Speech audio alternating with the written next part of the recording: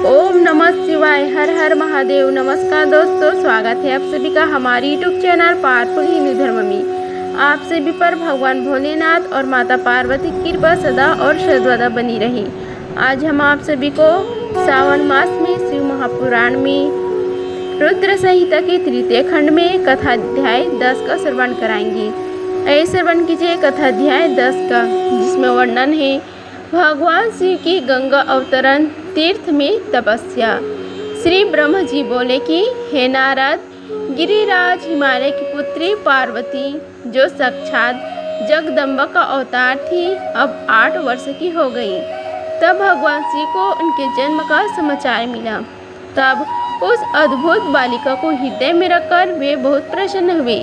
तब उन्होंने अपने मन को एकाग्र कर तपस्या करने के विषय में सोचा। तत्पश्चात नंदी एवं कुछ और गणों को अपने साथ लेकर महादेव जी हिमालय के सर्वोच्च शिखर पर गंगोत्री नामक तीर्थ पर चले गए। इसी स्थान पर पतित पावनी गंगा ब्रह्मलोक से गिर रही है। भगवान शिव ने उसी स्थान को तपस्या करने के लिए चुना। शिव जी अपने मन को एकाग्रचित कर आत्मभूत ज्ञानमयी नित्य ज्योतिमय चिदानंद स्वरूप परम ब्रह्म परमात्मा का चिंतन करने लगे। अपने स्वामी को ध्यान में मग्न पाकर नदी एवं अन्य शिवगण भी समाधि लगाकर बैठ गए। कुछ गण शिव जी की सेवा करते तथा कुछ उस स्थान की सुरक्षा हेतु कार्य करते।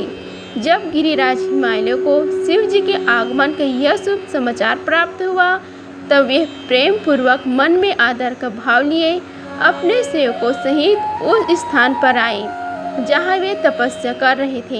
हिमालय ने दोनों हाथ जोड़कर रुद्रदेव को प्रणाम किया। तत्पश्चात उनकी भक्ति भाव से पूजा आराधना करने लगी। हाथ जोड़कर हिमालय बोले कि हे भगवान, आप यहाँ पधारे हैं, यह मेरा सौभाग्य है। हे प्रभु, आप भक्त वत्सल हैं। आज आपके साक्षात दर्शन पाकर मेरा जन्म सफल हो गया है। आप मुझे अपना सेवक समझें और मुझे अपनी सेवा करने की आज्ञा प्रदान करें। हे प्रभु, आपकी सेवा करके मेरा मन अत्यधिक आनंद का अनुभव करेगा। गिरिराज हिमालय के वचन सुनकर महादेव जी ने अपनी आंखें खोली और वहां हिमालय और उनके सेवकों को खड़े देखा। उन्हें देखकर महादेव जी मुस्कुराते हुए बोले, हे गिरिराज, मैं तुम्हारे शिखर पर एकांत में तपस्या करने के लिए आया हूँ। हिमालय, तुम तपस्या के धाम को हो। हे देवताओं, मुनियों और राक्षसों को भी तुम आश्रय प्रदान करते हो। गंगा, जो कि सबके पापों को धोती है, तुम्हारे ऊपर से होकर निकलती है, इसलिए तुम सदा के लिए पवित्र हो गए हो। मैं इस परम पावन स्थल, जो कि गंगा उद्गम स्थल है, वहाँ पर तपस्या करने के लिए आया हूँ।